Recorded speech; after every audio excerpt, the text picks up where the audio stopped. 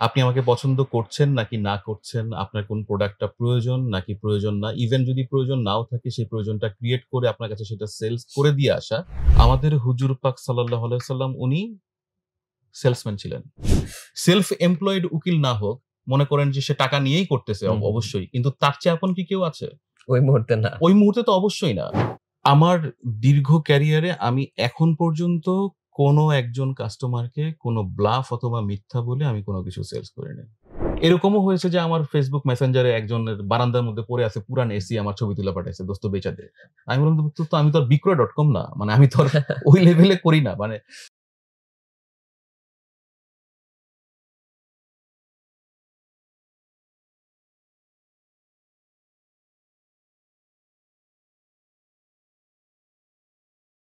প্রিয় দর্শক, আসসালামু আলাইকুম।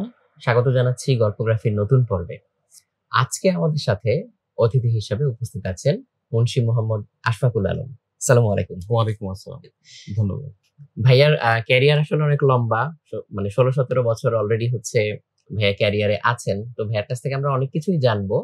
তো ভাইয়া বর্তমানে বাংলাদেশ ফিন্যান্স লিমিটেডের ভিপি এবং ইসলামিক ফিন্যান্স উইং এর হেড হিসেবে আছেন। তো ভাইয়ার আরো পরিচয় আছে, সেগুলোতে আমরা আস্তে আস্তে যাবো। জি, ইনশাআল্লাহ। তবে ভাইয়া যেহেতু অনেক অভিজ্ঞ মানুষ, আমি আসলে এই বিষয়গুলো অত ভালো বুঝি না। তাই কাইন্ড অফ আজকে আমিও আসলে আপনাদের সিটে। তো এই জিনিসগুলোই ভাইয়ার কাছ থেকে জানবো। তবে আজকে আমাদের আলোচনার মনে হয় বেশ বড় একটা অংশ জুড়ে থাকবে হচ্ছে সেলস। তো এখন এই বিষয়ে ভাইয়া আমার একটা ছোট্ট রেটরিক কোয়েশ্চেন আছে। জি, জি, প্লিজ। সেটা হচ্ছে যেই জিনিসটা হচ্ছে অনেক জায়গায় অনেক সময় শুনতে হয়। সেটা হচ্ছে যে অনেকেই বলে যে সেলস এর লোক আসলে দেখলেই চেনা যায়। তো এই কথাটাকে আপনি কিভাবে দেখেন ভাইয়া? সেলসের লোক দেখলে চেনা যায় এটা আমি খুব পজিটিভলি নেই। আচ্ছা। দেখলেই চেনা যায় কেন? কারণ আপনি একজন মানুষ, হুম, হুম। আমি একজন মানুষ। আপনি নরমাল কোনো কিছু কেনেন, আমি কোনো কিছু বিক্রি করি। আপনাকে আমার রিড করতে হয়। আপনার উপর দিয়ে আমাকে খেলতে হয়। হুম, হুম। আমি যদি সেলস এর ভাষায় বলি। আপনি আমাকে পছন্দ করছেন নাকি না করছেন, আপনার কোন প্রোডাক্টটা প্রয়োজন নাকি প্রয়োজন না। ইভেন যদি প্রয়োজন নাও থাকে সেই প্রয়োজনটা ক্রিয়েট করে আপনার কাছে সেটা সেলস করে দিয়ে আসা। এটার জন্য জনতার চেয়ে হুম, হুম। একটু উপরের লেভেলের হতে হয়। এই কারণে সেলসের লোক দেখলেই চেনা যায়। সেলসের লোক মোটিভেটেড, সেলফ মোটিভেটেড, খুব উদ্দীপ্ত, হুম, হুম। খুব প্রাণবন্ত এবং আ উনারা চাইলে বেশ, বেশ ভালো কিছু করতে পারে। আমি বলছি যে আপনি আ যেকোনো কিছু সেলস করতে পারে এরকম সেলসম্যানও কিন্তু আছে। সেটা আচ্ছা। বালি থেকে শুরু করে হিমালয় পর্যন্ত। তাহলে এই সেলস এর সাথে আ একেকজনের যে পার্সোনালিটি টাইপ, এই জিনিসটা কি কোনভাবে ইনভলভ? কাইন্ড অফ লাইক কেউ যদি প্রশ্ন করে যে, আচ্ছা যারা একটু ইন্ট্রোভার্ট, তারা কি আসলে হচ্ছে সেলস এর ক্যারিয়ারে ভালো করতে পারে? সেলসের ক্যারিয়ার তো কিছু আছে জন্মগত। হুম, হুম। এক্সট্রোভার্ট যারা উনারা কম্পারেটিভলি ভালো করবেই। হুম। আর কিছু আছে বাই ট্রেন্ড ও আপনি তৈরি করে নিতে পারেন। ইন্ট্রোভার্টদের জন্য ট্রেনিং এর ব্যবস্থা করে আমরা তাকে বুঝাতে পারি। আমার নিজের হাতে তৈরি করা কিছু ছেলেপেলে আমি দেখেছি। আচ্ছা। আমি এরকম পেয়েছি ব্যাংকে আমার একসময় সে মসজিদের ইমাম ছিল, হাফেজ এবং ইমাম ছিল। কোনো না কোনোভাবে উনি ব্যাংকে আসছেন এবং উনার ধারণা হচ্ছে উনি তো ইমাম সাহেব, হুম, হুম। মিম্বরে বসে থাকেন। উনার কাছে সবাই আসবে। মানে সবাই সলিউশন চাইতে আসবে এই টাইপের একটা মেন্টালিটি। কিন্তু ব্যাংকিং এ তো এখন আর সেই অবস্থা নেই যে আপনি বসে থাকবেন আপনার কাছে কাস্টমার সবাই এসে সার্চ করবে। তো আমি পার্সোনালি ডেকে ওকে গ্রুম করার চেষ্টা করেছি এবং সে ১ বছরের মধ্যে যথেষ্ট ভালোভাবে সে পারফর্ম করছে। তার ওই ইন্ট্রোভার্ট অ্যাটিটিউড থেকে সে বের হয়েছে। তো তার জন্য যেটা ইজি টপিক ছিল হুম, হুম। সেগুলো আমি আস্তে, আস্তে ওকে দিয়েছি যেগুলা ইজি মিল, লোয়ার হ্যাঙ্গিং ফ্রুট যেগুলো। আমি তাকে বলেছিলাম যে, আ আপনি যেহেতু ইমাম সাহেব ছিলেন হ্যাঁ, হ্যাঁ। একসময়, তো আপনি আগে আপনার মতো দেখতে যারা এদের কাছে যান। দেখতে মানে হচ্ছে যারা সুন্নতের লেবাসে আছে, সুন্নত ধরে রেখেছে এদের কাছে আপনি একটু যান। তো আস্তে, আস্তে গিয়ে যখন কথা বলা শুরু করেছে, ব্যাংকিং প্রোডাক্ট সেল করেছে। এখন সে যে কারো কাছেই সেল করতে পারে। হুম। তো এটা আসলে ইন্ট্রোভার্ট থেকেও আপনি জাস্ট কনভার্ট হয়ে এক্সট্রোভার্ট হতে পারেন চেষ্টা করলে বাই তার টাইম। মানে কারো মধ্যে হচ্ছে ন্যাচারালি জিনিসটা অনেকটুকুই থাকে। আবার এটা বাই ট্রেনিং ও জি, পসিবল। অবশ্যই, মানে একটা স্কিল এর মতো এটা হচ্ছে অর্জন করা অবশ্যই। সম্ভব। জি, অবশ্যই। আ প্রোডাক্ট নলেজ দিতে হবে, হ্যাঁ, হ্যাঁ। মোটিভেশনটা থাকতে হবে, তার এই কাজটা কত গুরুত্ব সেটা বুঝতে হবে, তাকে নিজে ফিল করতে হবে এবং যেই প্রোডাক্ট অথবা সার্ভিসটা সে সেলস করছে সেটাকে তার রেসপেক্ট করতে হবে, তাই হুম। না? নিজে বিশ্বাস করতে হবে। এটার সাথে একটা ট্যাগ কোশ্চেন আসলে চলেই আসে জি জি যে সেলসটাকে আসলে কে কিভাবে দেখে। ভাই আপনার অভিজ্ঞতার কথা যদি বলি, আপনি অনেকদিন আবার ব্যাংকিং সেক্টরেও ছিলেন। সো মোটা দাগে আপনাকে যদি বলা হয় যে সেলস জিনিসটা আপনার কাছে কেমন বা কি, এটার বাউন্ডারি কত বড়, এটা আপনি কিভাবে ব্যাখ্যা করবেন? আমি বাউন্ডারি বলতে গেলে আমি স্টেপ বাই স্টেপ গ্র্যাজুয়ালি বলে বলে একটা লাস্ট বাউন্ডারি বলতে পারি, হুম, অথবা ব্যাক ক্যালকুলেশন করে একেবারে সর্বোচ্চ বাউন্ডারিটা আপনাকে বলতে পারি। আমি আমি কয়েক জায়গাতে কথা বলার সুযোগ হয়েছে, অথবা যেখানে বলার সুযোগ হয় আমি বলি, আমাদের হুজুর পাক সাল্লাল্লাহু আলাইহি সাল্লাম উনি সেলসম্যান ছিলেন। He was the relationship manager of our religion Islam. এখন এইটা আপনি যুক্তি খণ্ডন করেন যে না উনি সেলসম্যান ছিলেন না, আমি আপনাকে 10টা যুক্তি বলতে পারবো যে না উনি সেলসম্যানই ছিলেন। উনি হুম, ধর্মটাকে পৌঁছেছেন, দাওয়াত পৌঁছেছেন, বিক্রি করেছেন সেই হিসাবে না, হুম, উনি হুম, দাওয়াত পৌঁছেছেন। তো সেলস মানে তো দাওয়াত পৌঁছানো। হুম, সেলসটা মানে কি? আপনি দাওয়াতটা পৌঁছাবেন, আপনি এর পজিটিভ দিকগুলো বুঝাবেন, তাই না? এবং আমি যেটা বিশ্বাস করছি সেই বিশ্বাসটা আমি আপনার মধ্যেও আনবো, যাতে করে আপনি আমার প্রোডাক্ট অথবা সার্ভিসটাকে নেন। অন্যান্য অনেকগুলো অপশন থেকে বেছে নিয়ে আপনি আমারটা সিলেক্ট করবেন। তো নবীজি তো তাই করেছেন, এবং এটা করতে গিয়ে উনি সেলফ মোটিভেশন, যেটা আমি বললাম যে সেলফ মোটিভেটেড থাকতে হবে, উদ্দীপ্ত থাকতে হবে। উনি হুম, কি হুম। সেটা করেন নাই? হ্যাঁ, করেছেন। উনি করেছেন। উনি কষ্ট মুজাহাদা করেছেন অনেক। হুম, উনি পাথরের আঘাত সহ্য করেছেন। আ উনি আ ব লাঞ্ছনা, বঞ্চনা সহ্য করেছেন। পায়ে কাটার আঘাত সহ্য করেছেন। হুম, উনার পিঠে মানে উনার যখন সেজদায় গিয়েছেন তখন উটের নাড়ি ভুঁড়ি উনার এখানে দেয়া হয়েছে। উনার দাঁত শহীদ হয়েছে। তো এটা কেন করেছেন? ইসলাম ধর্মের জন্যই তো করেছেন।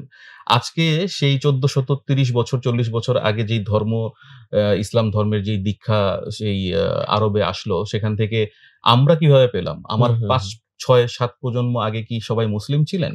না।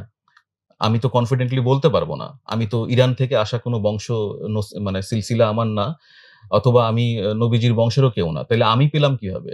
ডেফিনিটলি এটা কোনো না কোনো দাওয়াত পৌঁছানোর হ্যাঁ, হ্যাঁ। মাধ্যমে আসছে। তো সেলস, মার্কেটিং ঘুরে ফিরে তো ওই জিনিসটাই আসে। তো এটার বাউন্ডারি আসলে বিশাল বড়।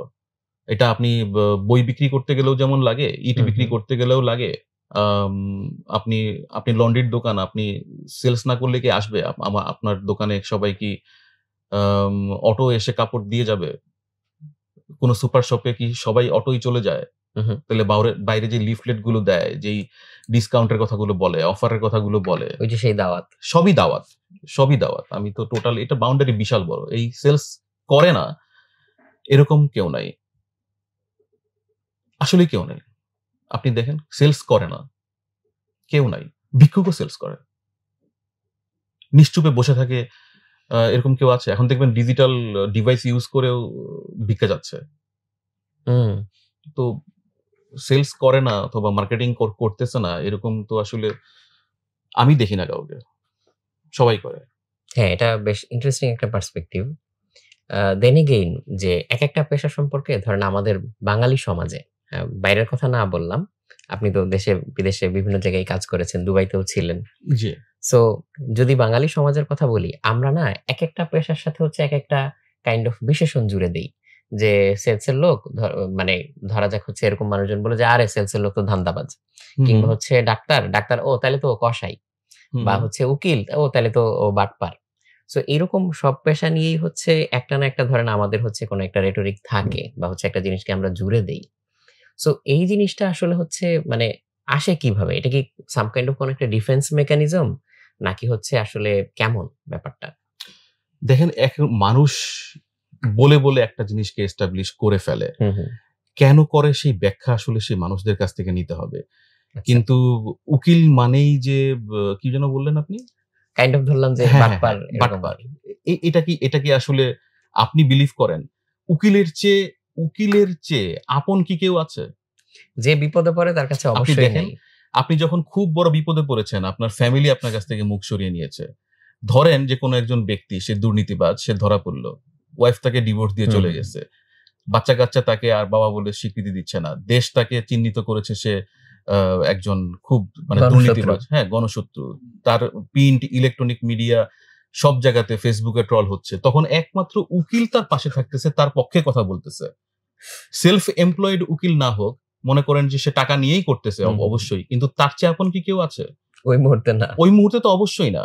এখন উকিলের পেশাটাই হচ্ছে এরকম, সে টাকার বিনিময়ে কাস্টমারকে বাঁচাবে, তাই না? এটাই তো ওকালতি। এবং ওই সাক্ষ্য প্রমাণের ভিত্তিতে আদালতে উপস্থিত করা যে সাক্ষ্য প্রমাণ, তার ভিত্তিতে বিচারক রায় দিবেন। তো তার পেশাটাই তো এরকম। এখন ডাক্তার, যেটা আপনি বললেন, ডাক্তার কসাই, আমি কয়দিন আগে আমার মার অসুস্থ ছিল, আমি একটা হসপিটালে নিয়ে গেলাম। আমি জানি ডাক্তার সম্বন্ধে অনেক খারাপ ধারণা আছে, কিন্তু ওই মুহূর্তে ডাক্তারের যেই সার্ভিস আমি পেয়েছি, এই সার্ভিস আমাকে আর কে দিবে? আমার এই সার্ভিসটা তো আমি অন্য কোনো প্রফেশনের কারো কাছ থেকে নিতে পারবো না, অথবা নেওয়া সম্ভব না, যে যেটার এক্সপার্ট। কিছু কিছু লোক যে খারাপ না, আবার সেটাও আমি বলতে পারবো না। আমরা বহুত হিস্ট্রি জানি, অনেক কিছু আমরা জানি। এখন আসেন সেলসম্যান, আপনার যেটা প্রয়োজন সেই জিনিসটা সেলসম্যানই তো আপনাকে পৌঁছে দিচ্ছে। আপনি এখন ঘরে বসে সবকিছু পাচ্ছেন, অনলাইনে সবকিছু অর্ডার করে আপনি অনলাইনে ডেলিভারি আপনি ঘরে বসে নিচ্ছেন। আবার আপনার এরকম অনেক জিনিসের প্রয়োজন নাই, কিন্তু সে প্রয়োজনটা ক্রিয়েট করছে, আপনার লাইফটাকে ইজি করছে। এখন সেলসে পিপল কি জানো? ধান্দাবাজ। Who is not ধান্দাবাজ?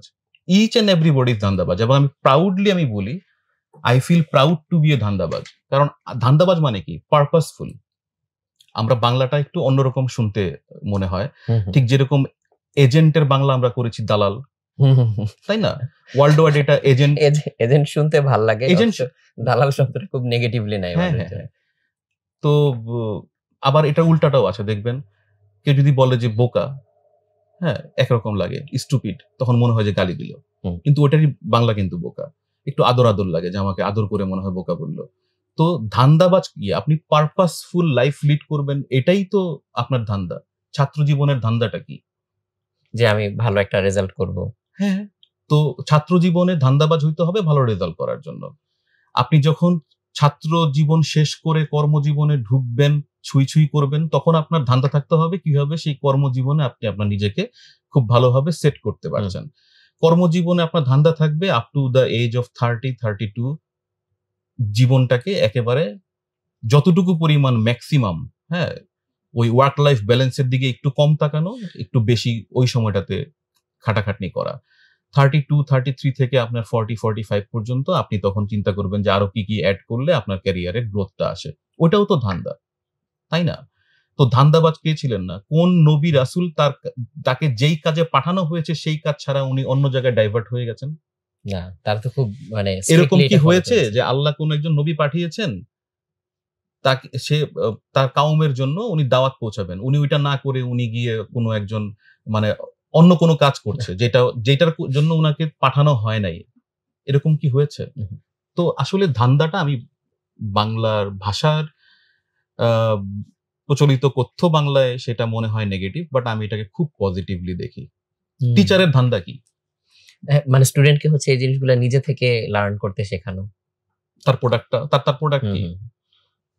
Student finish product, এটা যাতে খুব ভালোভাবে মার্কেটে কম্পিটিটিভ প্রোডাক্ট তৈরি করতে পারে, এটা টিচারের ধান্দা। রাইট। পুলিশের ধান্দা কি? শান্তি শৃঙ্খলা বজায় রাখা। দুদকের ধান্দা কি? এই যে দুর্নীতিবাজদের খুঁজে খুঁজে বের করা। রাষ্ট্রপতির ধান্দা কি? প্রধানমন্ত্রীর ধান্দা কি? সো ধান্দা মানে হচ্ছে পারপাস।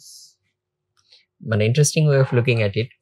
আর আরেকটা জিনিসও কি হতে পারে যে মানুষজন হচ্ছে পজিটিভ জিনিসগুলো হচ্ছে মনে রাখে কম, কিন্তু যদি তার সাথে কখনো নেগেটিভ কিছু ঘটে ওইটাকে মনে তো রাখেই, বরং ওইটাকে আরো অ্যাম্পলিফাই করে হচ্ছে সব জায়গায় হচ্ছে এটা করে আর কি, মানে এটাও কাইন্ড অফ মার্কেটিং করে আর কি। হ্যাঁ, করে। এটা তো থিওরিটিক্যালিও সত্য, বাস্তবেও সত্য। আমি নেগেটিভ নিউজগুলো আমার বন্ধু বান্ধব আত্মীয়স্বজনকে বেশি বলি, আলোচনার টপিকে উঠে আসে, ডিসকাশনটা জমে, সবাই আগ্রহ নিয়ে শোনে। আমি যদি বলি যে ওই দোকান থেকে কোন একটা শার্ট কিনছি, শার্টটা এত ফিটিং, কাপড়টা এত স্মুথ, খুব ভালো লাগছে, সেই এটা খুব বেশি একটা জমবে না। আমি যদি এখন বলি যে ওই যে যেই ব্র্যান্ড তো খুব নাম করা, কিন্তু জানোস আমার সঙ্গে কি হয়েছে, সবাই দেখবেন যে খুব মনোযোগ দিয়ে শুনতেছে। তো এটা মানুষের নেচার, এই নেচার থেকে তো আর সরানো সম্ভব না। কিন্তু positive way of thinking, positive way of মানে দৃষ্টিভঙ্গির যে পজিটিভ জিনিসগুলা, সেগুলোর চর্চাটা করলে আমার মনে হয় সবকিছুই দেখবেন যে খুব। এটা কি কাইন্ড অফ আসলে ভাইয়া মানে সোসাইটির প্রবলেম? যেমন আপনি যখন বাইরে কাজ করেছেন দুবাইতে, ওইখানে হচ্ছে কালচারটা কেমন দেখেছেন, বা is there a certain way they look at us, এরকম মানে আমরা বাঙালিদের প্রতি? বাঙালিদের 1,25,00,000 অথবা 1,40,00,000 বাঙালি আছে। লিগালি, ইল্লিগালি হয়তো আর একটু বেশি হবে সবকিছু মিলিয়ে। আমাদের দেশকে রিপ্রেজেন্ট করে তো আসলে blue colour people. White colour people সেখানে 2 to 5%। আমি দুবাই ছিলাম, আমি দুবাইয়ের মার্কেটটা নিয়ে বলতে পারি। তো হোয়াইট কালার পিপল তো সাধারণত রুলস রেগুলেশন মানে দেশের নিয়ম কানুন ওই দেশের যেটা মানছে। ব্লু কালার পিপলের তো ওই এডুকেশন লেভেলটাও থাকে না, তারা হয়তোবা শর্ট টার্ম কোনো গেইনের জন্য রুলস রেগুলেশন ভেঙেও ফেলে। তো সেখানে সেটার মার্কেটিংটা বেশি হয়। বাংলাদেশ সম্বন্ধে পারসেপশন অনেক ভালো, কাজের ক্ষেত্রে ওরা অনেক ভালো, ল্যাঙ্গুয়েজের অ্যাডাপ্টেবিলিটি, এনভায়রনমেন্ট সবকিছু মিলে ভালো। কিন্তু খারাপ জিনিসটার প্রচারও অনেক বেশি হচ্ছে বলে, এবং আমাদের কিছু দুর্বলতা আছে, আমরা পজিটিভ জিনিসগুলার ব্র্যান্ডিং, যে পজিটিভ ব্র্যান্ডিং বাংলাদেশের ব্র্যান্ডিং, সেগুলোর ক্ষেত্রেও আমাদের কিছু নেগেটিভ পশ্চাৎপদতা আছে। আমি নেগেটিভ বলবো না, পশ্চাৎপদতার কারণেও ওই খারাপগুলোই বেশি মার্কেট পায়, ভালোগুলার কম পায়। বাট ওভারঅল বাংলাদেশের কিন্তু ডিমান্ড, ওয়ার্কফোর্সের ডিমান্ড ওয়ার্ল্ড ওয়াইডই ভালো। ল্যাঙ্গুয়েজ অ্যাডাপ্টেবিলিটির কথা যেটা বললেন, মানে এটা কি হচ্ছে বাঙালিদের ন্যাচারাল যে ওরা যে কোনো জায়গায় গিয়ে হচ্ছে এই জিনিসটা করতে পারে, নাকি স্পেসিফিক? যেমন হচ্ছে যদি আমি ইংলিশের কথা বলি, যেটা আমরা অনুষ্ঠান শুরু করার আগেও কথা বলছিলাম, যে এই জিনিসটাতে হচ্ছে পিছিয়ে পড়ার কারণে অনেক জায়গায় হয়তো আমরা হচ্ছে মার্কেট অপরচুনিটি হারাচ্ছি বা জব অপরচুনিটি হারাচ্ছি। তাহলে বাঙালিরা যদি বিভিন্ন জায়গায় গিয়ে ওখানে নেটিভ ল্যাঙ্গুয়েজ খুব ইজিলি পিক আপ করতে পারে, তাহলে এইখানে হচ্ছে স্কুলিং সিস্টেমে 10-12 বছর পড়ার পরেও কেন ওই জিনিসটা অ্যাচিভ হচ্ছে না আসলে? আপনার স্কুল আমি জানি না বাংলা মিডিয়াম না ইংলিশ মিডিয়াম ছিল? বাংলা। আমারও বাংলা মিডিয়াম ছিল। আমি তো আমার স্কুলে ক্লাস 9-10 পর্যন্ত আমি কখনো দেখি নাই আমার কোনো টিচার, আমার শ্রদ্ধেয় শিক্ষকরা কেউই আমার সঙ্গে ইংরেজিতে কথা বলেছে। তো না বললে আমি শিখবো কোত্থেকে? আমি কি বাসায় এসে বাবা-মার সঙ্গে ইংরেজিতে কথা বলবো? খুব রেয়ার কেস। খুবই রেয়ার কেস, এটা তো হয় না। তো আমার বাচ্চারা এখন ইংলিশ মিডিয়ামে পড়ে। আমি চেষ্টা করি ওদের সঙ্গে ইংরেজিতে কথা বলতে। কারণ ওরা ওদের টিচাররা ওদের সঙ্গে বলে। সেইটার প্র্যাকটিস যেন বাসায়ও চালু থাকে, সেটার জন্য আমি চেষ্টা করি। তো আমাদের সঙ্গে বলা হয় না আমরা শিখবো কোত্থেকে? মাস্টার্স পাস করা ছেলেপেলে। আমি ঢাকা বিশ্ববিদ্যালয়ে পড়েছি। ঢাকা বিশ্ববিদ্যালয় থেকে পাস করা সব ছেলেপেলে কি ইংরেজিতে কথা বলতে পারে? তো আমি একজন সুবিধা বঞ্চিত অথবা কম সুবিধাপ্রাপ্ত, যে 4-5 লাখ টাকা খরচ করে সেই 700 দিরহাম 800 দিরহামে কাজ করতে গেছে, তার কাছ থেকে আমি ইংরেজি কথা বলবো সেটা আশা করব কিভাবে? এবং সে যেই দেশে যাচ্ছে সেই দেশে সবাই ইংরেজিতে কথা বললে সেই পরিবেশ থেকে না সে শিখবে। সেটা তো সে সেখানে পাচ্ছে না। তো তাদের কাছ থেকে তো ওই বেশি আশা করে লাভ নাই। বাংলাদেশ থেকে যদি আমরা শিখায় টিখায় দিতে পারতাম, আমি যদি তাকে এসির কাজ, রঙের কাজ, আমি যদি তাকে ওয়ার্কশপ, মোটর গ্যারেজের কাজ, আমি এই 3-4টা স্কিল আমি যদি একটু শিখাইতে পারতাম, ড্রাইভিংটা শিখানো সবার জন্য এটা যদি ম্যান্ডেটরি করে দিতে পারতাম, আমার এই ওয়ার্কফোর্স যেটা আমার এখন 22 থেকে 24 বিলিয়ন ইউএস ডলার নিয়ে আসছে, সেটাই তো 50 ইউএস বিলিয়ন ডলার নিয়ে আসতে পারতো যদি ওদের এভারেজ ইনকামটা বেড়ে যেত। আর ল্যাঙ্গুয়েজ, হ্যাঁ, বাংলাদেশিরা ল্যাঙ্গুয়েজ খুব ভালো শিখতে পারে, যেই পরিবেশে থাকে সেই ল্যাঙ্গুয়েজই ওরা খুব ভালো অ্যাডপ্ট করে নিতে পারে। ওই আধা ঘন্টা 1 ঘন্টার স্পোকেনের ক্লাসে তো আসলে খুব বেশি একটা হয় না, ওটার প্র্যাকটিস যত বেশি থাকে। আশেপাশের লোকজন সবাই আরবিতে কথা বলছে, কফিল অথবা আরবাব অথবা মালিক যাদের সঙ্গে কথা বলছে তারা আরবিতে কথা বলছে, সে ইশারাতে, এবং আরবিরা খুব হেল্পও করে, ইশারা দিয়ে বুঝিয়েও দেয় যে সে কি বলতে চাচ্ছে। তো ইনিশিয়ালি ওভাবে বলতে বলতে ও আসলে খুব ভালো পারে।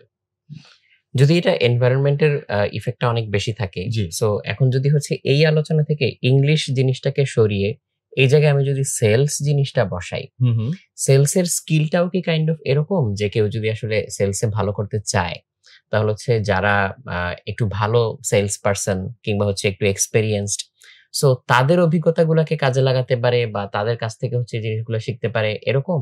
নাকি হচ্ছে সেলস শিখতে গেলে আসলে মেথোডোলজিক্যাল অনেকগুলো স্টেপ আছে, একটা ব্যাকরণ আছে, তারপরে হয়তো তাকে মাঠে নামতে হবে, নাকি দুই রকমই হতে পারে? এইটা সায়েন্টিফিক অনেকটাই আর্ট। তো আমার মতে এটা কেউ দ্বিমত করতেও পারেন। হ্যাঁ, এটা গুরুমুখী বিদ্যা, আপনি গুরুর কাছ থেকে শিখবেন। আবার কেউ খুব বাইবনই আসলে চটপটে, মিশুক, এক্সট্রোভার্ট, এবং তার চোখ কান খুব খোলা, সে বুঝে যে কিভাবে কি হচ্ছে না হচ্ছে, সেইটা হয়তো বা অটোই করতে পারবে। বাট খুব ভালো শেপে নিয়ে আসার জন্য অবশ্যই একজন গুরুর সঙ্গে থেকে একজন সুপারভাইজারের সঙ্গে থেকে শিখলে ভালো। আমি ১৫-১৬ বছর আমি অ্যাকাউন্টিং এ লেখাপড়া করেছি। কিন্তু আমি অ্যাকাউন্টিং এর রিলেটেড জব আমার লাইফে কখনো করিনি। আমি সব সেলসই করেছি। করে এখন শেষ না। এই পর্যায়ে এসেও আমি দেখছি যে আমার নতুন করে আরো অনেক কিছু শিখার আছে। আমি এখন একজনের সুপারভিশনে আছি, কায়সার হামিদ স্যার, বাংলাদেশ ফাইন্যান্সের এমডি এবং সিইও। আমি অনেক কিছুই আবার নতুন করে শিখছি। আমার মনে হচ্ছে যে যদি আরো ৫-৭ বছর ৮ বছর আগে পেতাম, আমি হয়তোবা আরো অনেক তীক্ষ্ণ ধারালো হতে পারতাম। এটা আমি সত্যি ফিল করি কারণ কারো কাছ থেকে সেলস শিখি নাই কখনোই। যেটা করেছি নিজে বুঝে করেছি অথবা ভিতর থেকে আসে যেটা, করতে ভালো লাগে এজন্য করতাম। বন্ধু-বান্ধবের সঙ্গে আড্ডা মারতাম, বলতাম যে কোন একটা আইটেম দে। বেচে দেই, দেখি পারি কিনা। মানে আ কারো ফ্ল্যাট ভাড়া দিয়ে দেই। কারো দোকান ভাড়া দিয়ে দেই। মানে একেবারেই ফান করে। এরকমও হয়েছে যে আমার Facebook মেসেঞ্জারে একজনের বারান্দার মধ্যে পড়ে আছে পুরান এসি আমার ছবি তুলে পাঠাইছে, "দোস্ত বেচা দে।" আমি বললাম, "দোস্ত আমি তো আর বিক্রয়.com না। মানে আমি তো আর ওই লেভেলে করি না। মানে করতে মজা লাগে এজন্য করি।" তো আমার মনে হয় যে যদি একজন শিক্ষকের সুপারভিশনে থাকা যায়, যে অভিজ্ঞ, এটা যেকোনো কিছুতেই তো না? যেকোনো কিছুতেই তো একজন সুপারভাইজার থাকলে যে আপনাকে বলে দিচ্ছে যে whatever you are doing it's in right track, অথবা না ভুল হচ্ছে, অথবা এভাবে করো, ভালো হয়। সেলসটাও এরকম করে মেথোডোলজিক্যাল আমি ৫-৭ টা টিপস দিতে পারবো। আমি একেবারেই লেম্যান, যদি তার আগ্রহ থাকে শেখার, সে শিখে আসতে পারবে। সে আস্তে নিজেকে ৬ মাস ১ বছরের মধ্যে সে ডেভেলপ করে ফেলতে পারবে। মানে just based on those tips, যে ও প্র্যাকটিস করবে বা হচ্ছে এখানে ভুল করলে করলো, বাট ভুল করলে করলো, সমস্যা কি? শিখে যাবে সে। আপনার এই কাজের অভিজ্ঞতার মধ্যে এরকম কি কখনো চোখে পড়েছে যে সেটা হয়তো কোনো পার্সন হতে পারে, কিংবা হচ্ছে কোনো কোম্পানি হতে পারে, বা কোনো ব্র্যান্ড হতে পারে, যাদের কোনো একটা সেলস স্ট্র্যাটেজিকে আপনার খুব মানে গ্রেট একটা সেলস স্ট্র্যাটেজি মনে হয়েছে, এরকম যেটাতে আপনি খুব নিজে চমৎকৃত ফিল করেছেন? টাফ, কারোটা বলা টাফ, কিন্তু হালাল সাবান, আচ্ছা, ওইটা তো সেলসের জনক যাকে আমরা বলি, আধুনিক সেলসের ফিলিপ কটলার তার বইতেও স্থান দিয়েছেন।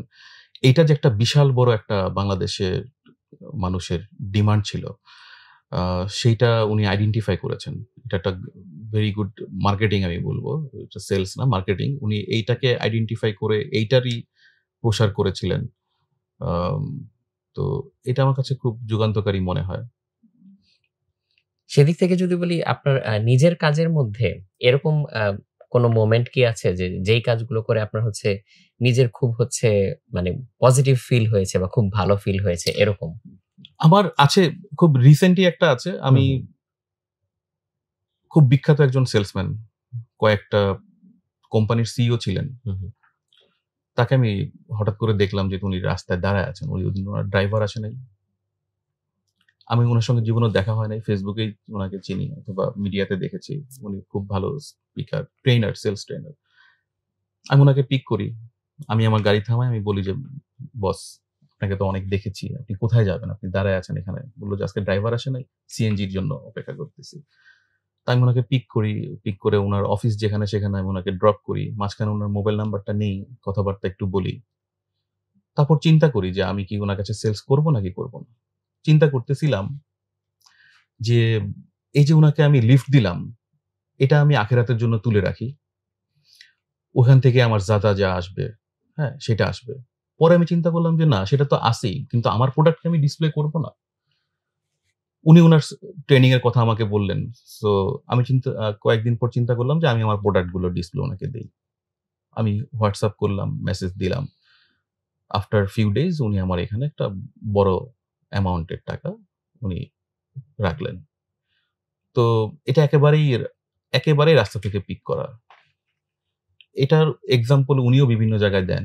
যে আমি এত বড় ট্রেইনার, আমি এত জায়গায় ট্রেনিং নেই। আর আমার উপর দিয়ে ছেলেটা সেলস করে চলে গেছে। তো আপনার হয় কি, আপনি যেই কোম্পানিতে আছেন, সেই কোম্পানির প্রোডাক্টকে যদি আপনি ভালোবাসেন এবং আপনি যদি জানেন যে না, এটা দিয়ে কাস্টমারের ক্ষতি হবে না, তখন সেলসটা করাটা অনেক ইজি, আপনি যদি বিলিভটা করেন। আর যদি আপনার সন্দেহ থাকে, ধরেন কোন একটা এমএলএম কোম্পানি বাংলাদেশে যেগুলো অনেকগুলো নিষিদ্ধ হয়েছে, আবার বিভিন্ন নামেও চলছে। কারণ হুম। আপনি জানেন যে আগেরগুলা ধরা খাইছে। এইটাও ধরা খাইতে পারে। কিন্তু কাজের সুবাদে করতেছেন। মানে কাজ করতে হয় এজন্য করতেছেন। তখন আর আপনি কিন্তু ভিতরে একটু শেকি থাকবেন, একটু ভয়ে, ভয়ে থাকবেন। যে যার কাছে দিচ্ছি, পরিচিত হুম, কাউকে দিব, সে তো ধরা খেয়ে যাবে। হুম। তখন আর এটা ওভাবে হবে না। বাট মানে when your অস্বস্তিটা থাকবে আর অস্বস্তি থাকবে। when your product is good, আপনি জানেন এটা ভালো, এটা নিয়ে মানুষের উপকার হবে এবং বিলিভ আপনি করেন, তখন সেলসটাও ভালো হয়। হুম। এই কথাটা যেহেতু আসলোই, ভাই আপনি তো শরিয়া কমপ্লায়েন্স নিয়েও কাজ করেন এবং আপনি আলহামদুলিল্লাহ। সার্টিফাইড। জি, করছি। এই সাইডটা কি আমাদের একটু বুঝিয়ে বলতে পারেন? এটা অনেক ব্যাপক ব্যাখ্যা, বিস্তারিত বর্ণনার দাবি রাখে। আমি হুম, হুম, হুম। কি বুঝিয়ে বলবো আপনি আমাকে কোয়েশ্চেনটা? মানে হচ্ছে কেউ কোন একটা কাজ করলো বা করতে চায়, এখনো করেনি, করতে চায়। সো আপনার কাছে একটা পরামর্শের জন্য আসলো যে এইটা আসলে শরিয়ার সাথে যায় না কিনা? আসলে ওভাবে করে আমি তো আম আপনার মাসলা মাসাইল দেওয়ার আ সার্টিফিকেশন আমার না। হুম, হুম, আমারটা হচ্ছে লেনদেনের মানে আচ্ছা। শরিয়া। আম ওইটার বাউন্ডারিটা তাহলে কেমন? ওইটার বাউন্ডারি হচ্ছে এই যে ফিকুল মুআমালাত, আপনার লেনদেন, আর্থিক লেনদেন আপনি কিভাবে করবেন, আপনি হুম, ব্যবসা হুম, কিভাবে করবেন, সেটা কিভাবে শরিয়া সম্মত হবে, কি হচ্ছে না, সেটার অডিট আমি করি, সেটার অ্যাডভাইস আমি দেই।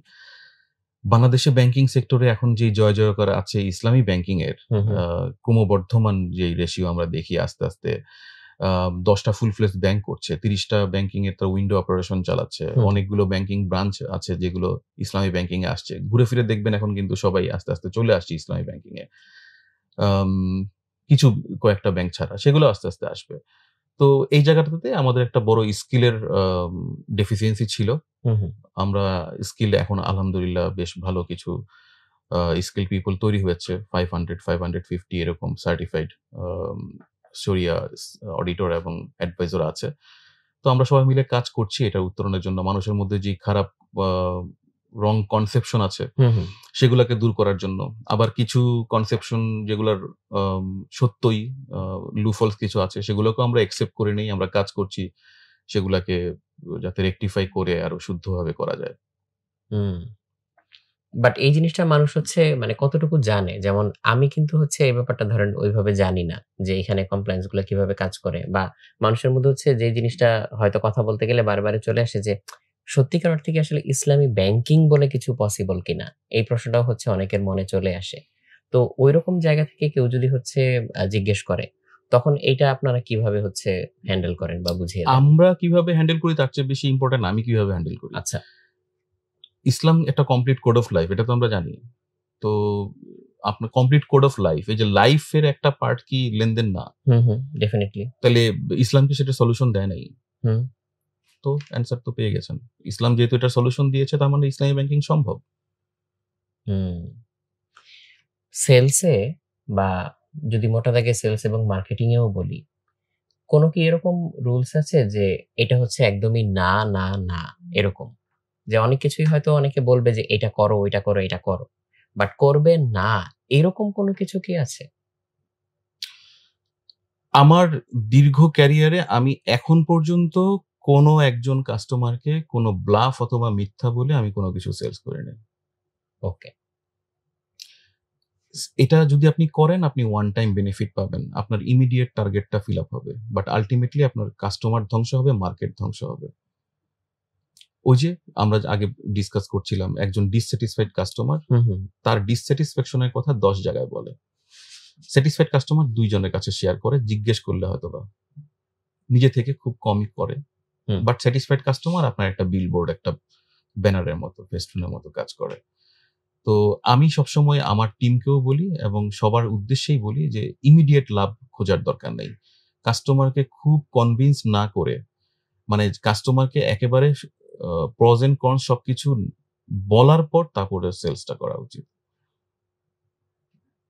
মানে এখানে হচ্ছে মিথ্যার আশ্রয় নেওয়া বা হচ্ছে কোন ধরনের একটা শর্ট টার্ম বেনিফিট এর জন্য যা নয় তাই হচ্ছে বুঝিয়ে আপনি দেওয়া। যদি কোনো মুদির দোকানে যান, হুম, হুম, গিয়ে যদি বলেন যে, "ভাই আমার ০.৫ কেজি মসুরের ডাল লাগবে।" হুম। দোকান যদি আপনাকে বলে, "ভাই এটা আপনাকে দেওয়া যাবে না। আজকে অন্য জায়গা থেকে নিয়ে নেন।" আপনার কি ধারণা হয়? একটা রেসপেক্ট অটোমেটিক্যালি চলে আসবে। ডেফিনিটলি এরপরে আপনি যেকোনো কিছু লাগলে তার কাছেই যাবেন। আপনি ইমিডিয়েট না করলেন তো সমস্যা কি? আমি অনেস্টলি যদি অনেস্ট সেলসম্যান যদি হয়, সে মাঝে মাঝে নাও করবে, যে ভাই আপনার জন্য মনে হয় এই মুহূর্তে এখন এটা নেওয়া ঠিক না। তাহলে আপনি কিন্তু তার ধরুন ইনভেস্টমেন্ট ডিসিশন, কোন একজন কাস্টমারের ইনভেস্টমেন্ট ডিসিশন নেওয়ার ক্ষেত্রে সে আপনার সঙ্গে ডিসকাস করলো এবং আপনি তাকে অনেস্টলি কোনো একটা সাজেশন দিলেন, সেই কাস্টমার আজীবনের জন্য কিন্তু আপনি ইমোশনালি হুক করে ফেলেছেন, সে আপনার কাছে আবার আসবে। তো এটাই তো দরকার। আমি কি এখন আমার টার্গেট ফিল আপ করার জন্য, আমার প্রয়োজনে কাস্টমারের জন্য ভালো হবে না, কিন্তু আমি কোনো জিনিস তাকে গছাই দিব, ধরাই দিব এবং আমি মিথ্যা কথা বলবো? এটা করলেই তো শেষ। টুডে অর টুমোরো কাস্টমার তো সাফার করবে, সাফার করলে সে তো আবার বলবে যে ভাই এটা কি করলেন, তখন তো এটা না করলেই হতো। যারা মানে আমাদের অডিয়েন্সের মধ্যে অনেকে আছে হচ্ছে স্টুডেন্ট, আবার অনেকে হচ্ছে আর্লি ক্যারিয়ারে আছে। তো কেউ কেউ হয়তো ন্যাচারালি সেলসের দিকে আগ্রহ আছে, আবার অনেকে হয়তো ওই যে আপনি শুরুতে যেটা বললেন যে মসজিদের ইমাম ছিলেন, পরে হচ্ছে আবার এই সেক্টরে এসেছেন। সো অনেকে হয়তো ট্র্যাক চেঞ্জ করতে চান। সো যারা হচ্ছে আগে থেকেই সেলসে আগ্রহী, এখানে ক্যারিয়ার একটা শুরু করতে চায়, আর হচ্ছে যারা হচ্ছে ক্যারিয়ার ট্র্যাকটা চেঞ্জ করে সেলসে আসতে চায়, তাদের জন্য হচ্ছে আপনি কি পরামর্শ দিবেন? যদি কেউ জিজ্ঞেস করে যে আমি এরকম করতে চাই বা এরকম আসতে চাই, কোত্থেকে শুরু করবে? দুজনের জন্য একই প্রেসক্রিপশন, প্যারাসিটামলের মতো। প্রেসক্রিপশনটা হচ্ছে কি, আপনার স্কুল লাইফে সমস্ত ফ্রেন্ডের সঙ্গে আপনার যোগাযোগ আছে? না। আপনার কলেজে সব ফ্রেন্ডের সঙ্গে আপনার যোগাযোগ আছে? সব মানে তো 100 এ 100 হয়তো বা করা সম্ভব না, 100 এ 85 হলেও আমি বলবো সব আছে। কোন একটা 85 ও আসলে কোন বলতে একটা গেলে নাই। সার্কেল, যে সার্কেলে 6-7 জন একসঙ্গে থাকে, তার মধ্যে যদি 2-3 জনের সঙ্গে আপনার যোগাযোগ থাকে, তার হ্যাঁ। মানে আপনি সার্কেলটা কভার করলেন। হ্যাঁ, ক্লোজ সার্কেলে তো যোগাযোগ এইটা আছে। কি আছে কিনা? হ্যাঁ। শুধুমাত্র আপনার প্রেজেন্টেশনের গ্রুপ, আপনি একসঙ্গে আড্ডা মারতেন অথবা একদিকে বাসা, ওদের সঙ্গে না, মোটামুটি সব সার্কেলে আপনার যদি একটা যোগাযোগ থাকে, গ্রহণযোগ্যতা থাকে। আমি এইটা প্রথম বলি, যে আমি বললাম না যে কয়েকটা টিপস আমি দেই আমার জুনিয়রদের অথবা যারা জানতে চায় তাদেরকে, আমি বলি যে বাবা তুমি তোমার স্কুলের অ্যালামনাইতে একটু রেগুলার হওয়ার চেষ্টা করো। তোমার যে স্কুলের অ্যালামনাই আছে, সেই অ্যালামনাই তো আস্তে আস্তে বড় হবে, তারা একটা ভালো ভালো পজিশনে যাবে, তখন ওদের কাছ থেকে তুমি যেই ক্যারিয়ারেই থাকো না কেন তুমি হেল্প পাবা। এবং এই যে জিনিসটা করা, এটা কিন্তু আমি বলি যে ভালো মানুষ হওয়া আগে, তারপরে ভালো সেলসম্যান হতে পারবা। ভালো মানুষ কেমনে হবা? সোশ্যাল হবা, নাম্বার 1। নাম্বার 2 হচ্ছে গিয়ে কারো কোনো প্রয়োজনে আগায় যাবা। এখন কারো প্রয়োজনটা কি? কেউ না কেউ হসপিটালে আছে, কেউ না কারো না কারো ব্লাড লাগবে, তাই না? সেই ব্লাডটা জোগাড় করে দাও, পোস্ট দাও ফেসবুকে, গ্রুপের মধ্যে লিখো যে মাসুদের মা আজকে হসপিটালাইজড, এই জায়গায় হসপিটালে আছে শ্যামলীতে, 2 ব্যাগ ব্লাড লাগবে, ইমার্জেন্সি নাম্বার এটা, যোগাযোগ করো। যখন তুমি কন্টিনিউয়াস এগুলা করতে থাকবা, তখন সমস্ত ইনফরমেশন তোমার কাছে আসবে। তখন আরেকজন রফিক তোমারে ফোন দিবে, কিরে সাগর জানি কোন ব্যাংকে আছে, সাগর যেন কোন কোম্পানিতে আছে, তাইলে আপনি হয়ে গেলেন ইনফরমেশন হাব। তো এই যে লিডারশিপ তো চেয়ে নিতে হয় না। আমি কি বলবো যে আমি তো আজকে থেকে লিডার হইলাম, হয় না। আপনি যখন কাজও করবে না, 10-12টা 15টা কাজ যখন আপনি এভাবে করবেন, তখন অটোমেটিক আপনার কাছে সব তথ্য আসতে শুরু করবে। এবং আপনার কোনো প্রয়োজনে যখন আপনি আবার তার কাছে যাবেন, ওই যে আপনি ব্লাড জোগাড় করে দিচ্ছেন, ইমোশনালি তো ডান, কেস তো খতম। আপনি কারো বউ, মা, বাচ্চা কারো যদি ব্লাড জোগাড় করে দেন, কারো প্রয়োজনের যদি কাছে আসেন, পিজি হসপিটালে সিট লাগবে, আপনি যদি একটু ম্যানেজ করে দেওয়ার চেষ্টা করেন, কেউ অসুস্থ আছে হসপিটালে, একদিন একটু দেখতে গেলেন, ফল ফ্রুট তো নিয়ে যাইতে হয় না সব সময়। আপনি বিনা টাকাতেই এটা করতে পারেন, আপনার সময়টা দিলেন, সবচেয়ে বড় ইনভেস্টমেন্ট এইটা। এবং রোগী দেখা সুন্নাহ, দেখতে যাওয়া, কারো হেল্প করা সুন্নাহ, কারো বিপদে আগে আসা সুন্নাহ। তাহলে আলটিমেটলি সবকিছু ভালো মানুষের জন্য, ভালো মানুষ হন আগে। কলেজের জন্য একই সাজেশন, ইউনিভার্সিটির জন্য একই সাজেশন। এই বিশাল বড় গ্রুপ যেগুলো আমি অটোমেটিকলি রিচ করতে পারি, কিন্তু আমি করি না।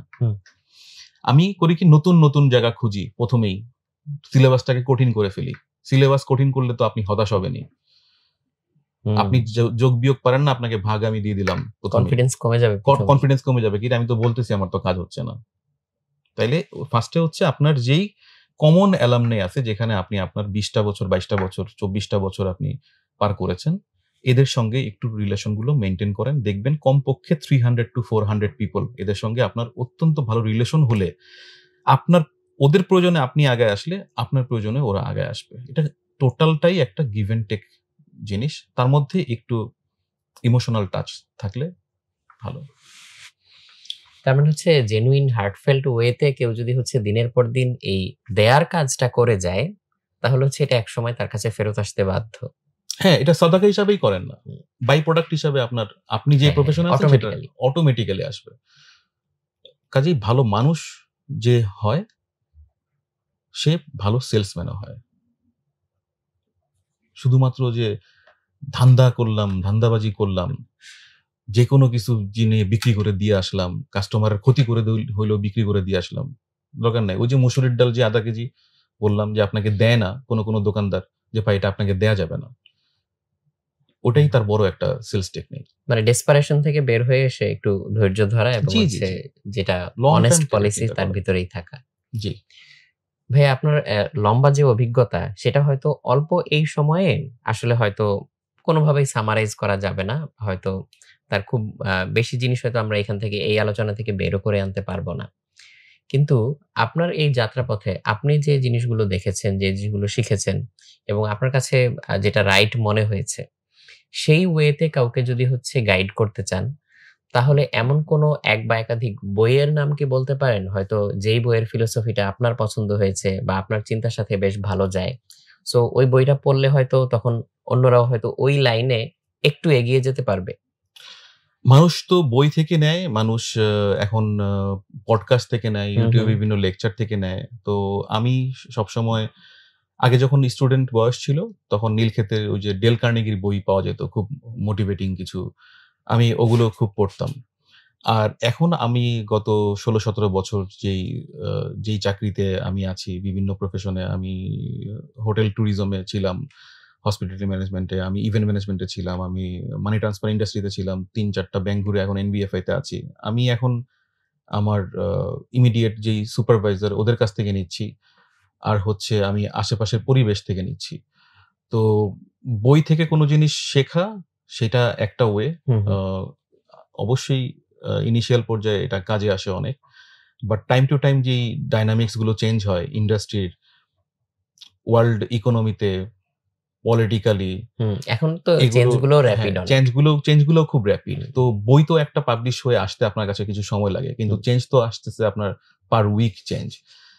সো যেই কারণে আজকে আমরা এখানে বসলাম, তো এইটা আমার কাছে খুব ভালো মাধ্যম ইদানিং মনে হয়, কারণ আমি খুব অল্প সময়ে অনেকের জিস্ট কথাগুলো আমি শুনতে পাচ্ছি। 30 মিনিটসের মধ্যে আমি হয়তোবা 30 ইয়ার্সের ক্যারিয়ারের কিছু জিস্ট আমি বললাম, ফাইন লাইনগুলো বললাম। তো এখান থেকে আমি এখন নিচ্ছি বেশি। তো আমি এটাও সাজেস্ট করব আর কি। সময়ও কম লাগে, আপনি একটা ইয়ারফোন কানে দিয়ে আপনি হয়তোবা আপনার যাতায়াতের মধ্যেই আপনি শুনতে পাচ্ছেন। আমি সারাদিন শুনি, বিভিন্ন জনের পডকাস্ট শুনি, কথাবার্তা শুনি। ভাইয়া, যদি আমাদের দর্শকদের উদ্দেশ্যে আপনি কোনো হচ্ছে পরামর্শ দিতে চান, নট নেসেসারিলি যে সেটা সেলস রিলেটেডই হতে হবে বা ক্যারিয়ার রিলেটেড হতে পারে, ইভেন লাইফের ফিলোসফি রিলেটেডও হতে পারে। আমি দর্শকদের উদ্দেশ্যে যেটা বলবো, সে আপনার ফ্যামিলি ব্যাকগ্রাউন্ড যেটাই হোক, আপনি আপনার ইনিশিয়াল ক্যারিয়ার যেরকমই হোক, আপনার খুব ভালোভাবে শেষ করার একটা বিশাল তাগাদা থাকতে হবে। বিশাল তাগাদা থাকতে হবে কি, আমি বলি যে একজন বিলিয়নিয়ারের বাচ্চার যেই রাইট, আমার বাচ্চারও একই রাইট নিয়ে ও পৃথিবীতে আসছে। তো আমার বাচ্চাকে আমার ম্যাক্সিমামটা দেয়ার দায়িত্ব আমার। এখন আমি যদি বলি যে রিজিকে যা আছে তাই তো পাবে, তা তো আছেই, কিন্তু তাই বলে কি আমি চেষ্টা করব না? আমি আমার ম্যাক্সিমামটা চেষ্টা করব, যত সুন্দর সোনালী ভবিষ্যৎ আমি দিয়ে যেতে পারি, মানুষের মতো মানুষ করতে পারি। এজন্য কাজের কোনো বিকল্প নাই, সেলফ মোটিভেটেড থাকার কোনো বিকল্প নাই। আমরা কেন জানি না মোবাইলে ঢুকে গিয়ে আমরা একটু বাইরের জগৎ থেকে আমরা অনেক ডিটাচড হয়ে যাই। ইয়াং ছেলেপেলে দেখেন ট্রেনে কাটা পড়তেছে ফোনে কথা বলতে বলতে, এই এক্সাম্পলও তো আছে। একটা মানুষ ট্রেনে কাটা পড়ছে, ট্রেনের শব্দ কিরকম লাউড, কিন্তু সে কতটা মগ্ন তার ফোনে কথা বলায়। একটা চায়ের দোকানে আড্ডা মারতে গেলেও 10-12 জন 15 জন দেখবেন 2-3 মিনিট হাই হ্যালো, তারপরে সবাই সবার নোটিফিকেশন চেক করছে। তো সেই জগৎ থেকে একটু বাইরের জগতে তাকালে, একটু সোশ্যাল হওয়ার চেষ্টা করলে, আর নিজের লক্ষ্য খুব স্থির করে রেখে অনবরত চেষ্টা করতে থাকলে ইনশাল্লাহ ভাগ্য সুপ্রসন্ন হয়। আল্লাহ ডেফিনেটলি রিজিক বাড়ায়, অবশ্যই বাড়ায়। আনালে রিজিকের জন্য আমরা দোয়া করব কেন, তাই না? তো এটা খুব করতে হবে, খুব বেশি করে করতে হবে আর কি। দর্শকদের জন্য আমার এটাই পরামর্শ, অথবা আমার জীবন থেকে যেটা পাওয়া শিক্ষা নেওয়া সেটা হচ্ছে do your maximum with honesty, এবং আগে ভালো মানুষ হওয়ার চেষ্টা করেন। বাকি যেই রিজিক আপনি আহরণ করেন সেটার জন্য আপনাকে আল্লাহই হেল্প করবে ইনশাল্লাহ। ইনশাল্লাহ। প্রিয় দর্শক, এই আলোচনা থেকে যে যে পয়েন্টস গুলো আপনারা নিতে পেরেছেন লার্নিং পয়েন্টস হিসেবে, সেই পয়েন্টস গুলো আপনারা দয়া করে যারা যারা পারবেন কমেন্টে হচ্ছে লিখে দিবেন। এই প্র্যাকটিসটা আমরা হচ্ছে বেশ কিছু এপিসোড ধরে করছি এবং অনেকে খুব চমৎকার চমৎকার পয়েন্ট এখান থেকে তুলে আনছেন। আচ্ছা, আশা করি আজকেও আপনারা এখান থেকে এই পয়েন্টস গুলো তুলে আনতে পারবেন, এবং এটা কাইন্ড অফ হচ্ছে একটা সেলফ কমিটমেন্ট হিসেবেও কাজ করে যে আজকের হ্যাঁ। আলোচনা থেকে আমি এই জিনিসগুলো শিখলাম, এইটাকে আমরা আমাদের জীবনে জি, জি, হচ্ছে জি। কাজে লাগানোর চেষ্টা করব। তো প্রিয় দর্শক, আপনাদেরকে তো অবশ্যই ধন্যবাদ, ভাইয়াকেও অনেক ধন্যবাদ, আপনাকে অসংখ্য ধন্যবাদ আমাকে ইনভাইট করার জন্য। এবং দেখা হবে ইনশাল্লাহ। আপনার যে এক্সপেরিয়েন্স গুলো আমরা পেলাম, এইটা আমরা আমাদের কাছে ইনভ্যালুয়েবল মনে করি। আমরা এটাকে আমাদের লাইফে ইনশাল্লাহ কাজে লাগানোর চেষ্টা করব। এই জিনিসগুলো আসলে হচ্ছে খুব অ্যামেজিং যে একেকজন মানুষের সাথে যখন আমরা কথা বলি, তার যে দীর্ঘ অভিজ্ঞতা, সেই অভিজ্ঞতার ঝুলি থেকে হয়তো একটা দুইটা কথা এমন ভাবে আমাদের জীবনে কাজে লেগে যায় জি, যেটা জি। হয়তো আদারওয়াইজ আমরা আসলে পেতাম না। তো এই এক্সপেরিয়েন্সটা হচ্ছে আমাদের জন্য খুবই ভালো। তো এই রেশটা নিয়ে আমরা আজকে আপনাদের কাছ থেকে বিদায় নিয়ে নিচ্ছি, ভাইয়ার কাছ থেকে বিদায় নিয়ে নিচ্ছি। আসসালামু আলাইকুম ভাইয়া। ওয়ালাইকুম আসসালাম। আসসালামু আলাইকুম প্রিয় দর্শক। আল্লাহ হাফেজ।